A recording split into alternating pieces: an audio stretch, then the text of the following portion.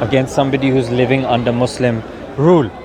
If you take their rights, the Prophet will stand with them, to favor with them, to gain justice from you on the Day of Judgment. Yeah. Now this is just like a little dip. When we actually look at the implementation of this, for you, if you kill a non-Muslim under Muslim rule, it's under the Maliki school of thought, you're going to be put to death.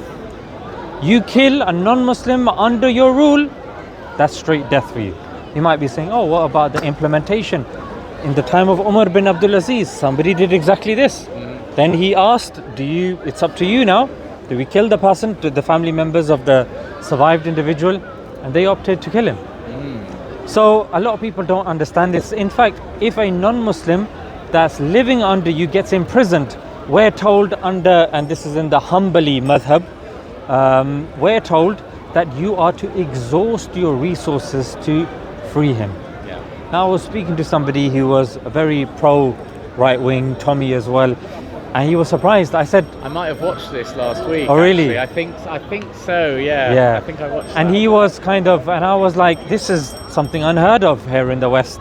I mean, you have loads of examples. I mean, whether you agree with the notion of Shamima Begum or not, but the fact that Shamima Begum is somebody born in this country, is a British citizen. Oh, don't worry, I can see the double standards. And she comes back, and suddenly, even though she's groomed, she's underage. And Nick, most importantly, it emerged, and this was part of the case as well, that was led by a Kunji.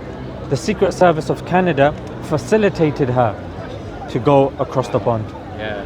And this is something that again was brought to the courts, and it still wasn't good enough. Yeah, I mean, I do think sadly it's so confusing with the Tommy camp, because like I said to you, they are supposed to be on the tin not racist, because Nick Griffin and Jada Franson are the real racists, right? And so for years, Tommy Robinson was pushing this line that it's all about Islam as a belief system. And I'm sorry, that went right out the window last month when there's just gangs of white lads beating up anyone black or brown that they can and claiming it's got something to do with Muslims. They're claiming that it was a stabbing in Southport. It's just nonsense. Allegedly is Muslim, but then when they found out it was Axel Rudakobana, who again was a choir boy at the local church, the churches were unharmed. It didn't seem to matter. Yeah. It didn't seem to matter. It was always mosques that were going to be targeted, and that's why I'm so passionate about it, because there are problems in our country because of our government, but you've ended up setting fire to a mosque. We need to talk about how that has happened, because you have diagnosed this problem completely wrong, and it's so immoral as well to just go out and destroy other people's property, especially places of worship. I mean, it's one of the lowest things that you can do, but I believe that these guys have all been trapped. So you've got all of these big prison sentences that are coming now for saying blasphemous things at protests and swearing at coppers and stuff, and they're very harsh sentences, which again is only going to make more grievances for the Tommy Robinson fans, because they've got martyring those people. They've got this narrative about two-tier policing. Yes. And I find it really shocking, because it was the same. They're going on two-tier policing. Muslims can do whatever they want. I don't get that, because Palestinian flags are being banned, but not Israeli flags. It's like, I don't think that they care. I think that they truly are just tapping into something racist, because did we not see a Muslim's head get stamped on by a copper at the beginning of that week? Like, I don't think Muslims are exempt from police doing nasty things. And the one that I really hammer home is Maria Hussein, the woman with the coconut placard. Yes. Because that is a satirical cartoon. Yeah. That's a satirical cartoon. And you've got this whole ecosystem set up on GB News and Tommy Robinson, all of them. They've got shows called Free Speech Nation, right? Andrew Doyle presents a show called Free Speech Nation. I think it's on Saturday night. Biggest irony. They would never defend Maria Hussein for holding up a cartoon. I think it's a decent bit of satire, personally. I think it worked. You believe we can't take cartoons, but here again is another cartoon. But well, again, exactly, and then they would bring out, but Charlie Hebdo, whatever. It's just nasty because I can see, because I know people that are genuinely concerned about these kind of things and were genuinely scared.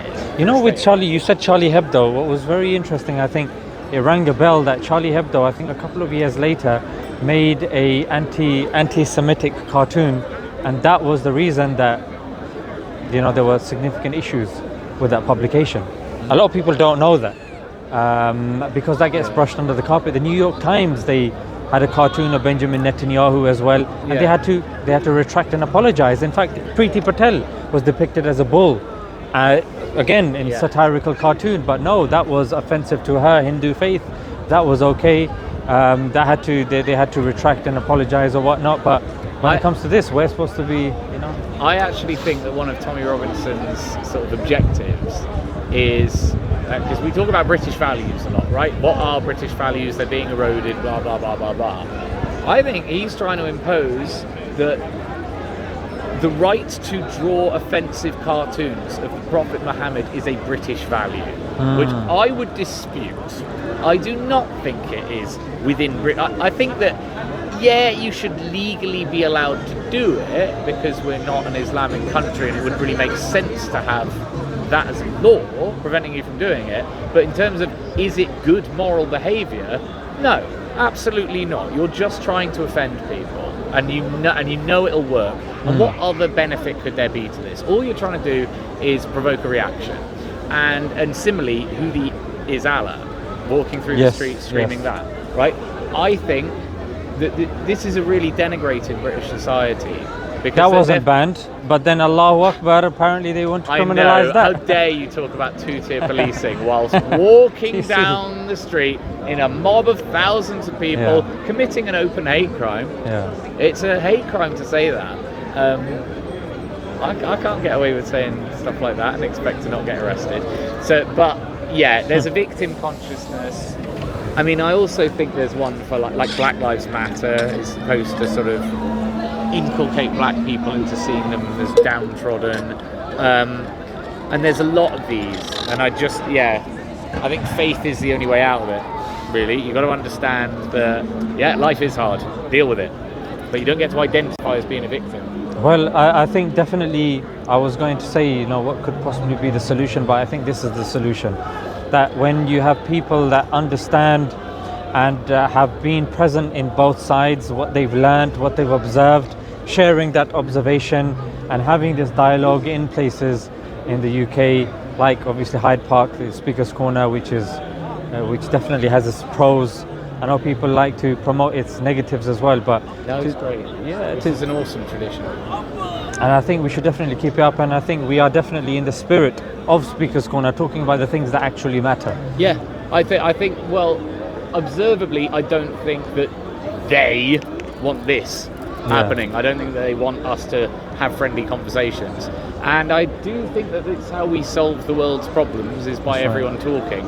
I genuinely believe that the Tommy Robinson fans are scared to talk to either me or you, genuinely scared. I know you engaged with one last week, but is it because of it's definitely not that, is it? I think when you're sure of what your beliefs are, it just kind of shows. And because I'm standing on a box there looking people dead in the eye, saying, no, I'm here to debate. And a key part of it is, I don't think that I'm right about everything, but I do think that I've spotted a problem. And I think by standing on this box, I can demonstrate that it's a real problem. And so people yell these questions like, well, where should the Israelis go? Where should they move to? And I go, I don't know. Because it's not up to me, but I can see that there's a problem, and I can see that you guys get very, very angry about it. I think that this is really sacred ground, because I don't know that we really got into the story, but I went down to Tommy Robinson rallies with the specific intention of saying, guys, this is a sham.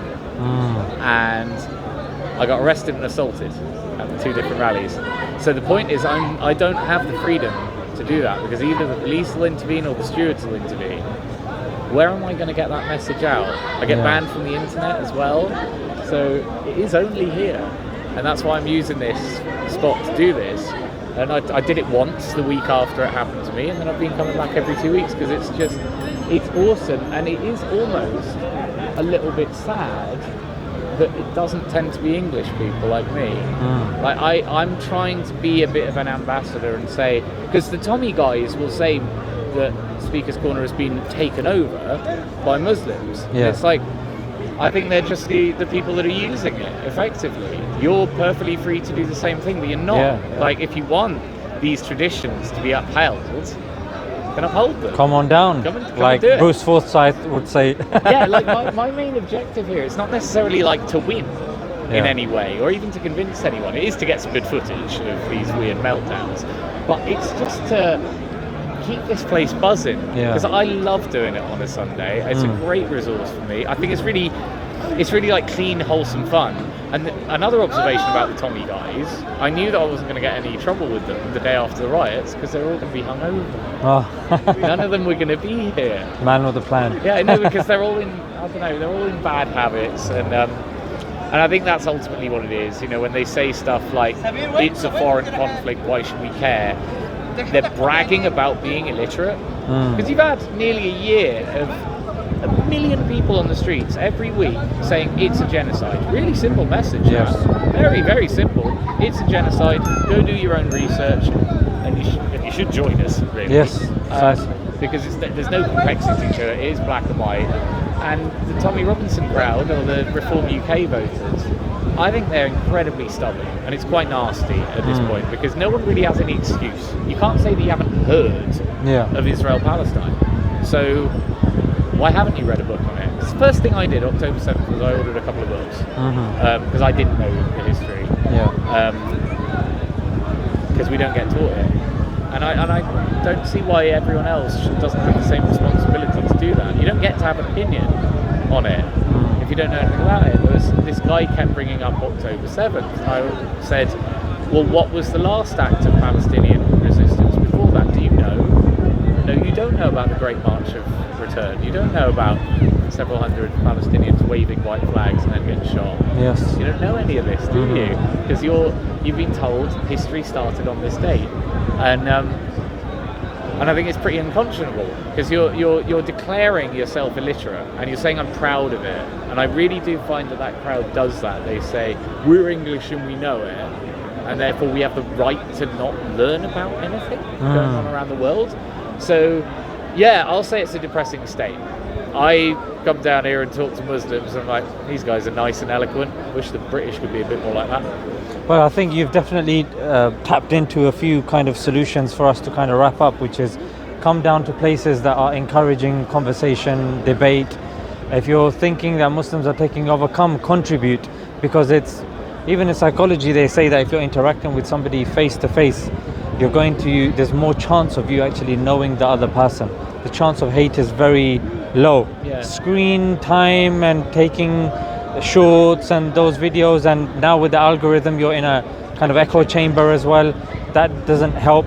And like you said, when there's something you don't know, read a book about it.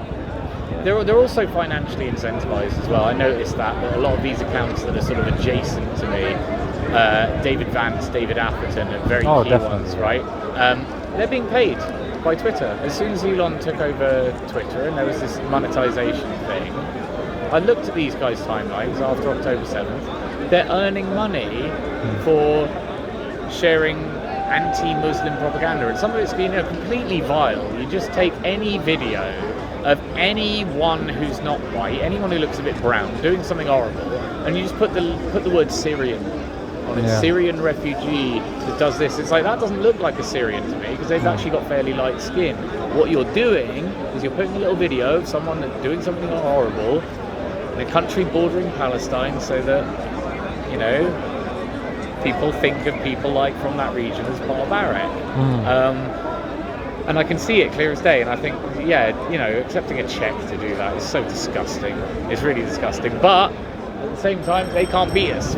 We have Speaker's Corner, and they're scared to do Speaker's Corner. And I think that will work to our benefit in time. Because I'm saying, stop being a coward, come down here and debate me.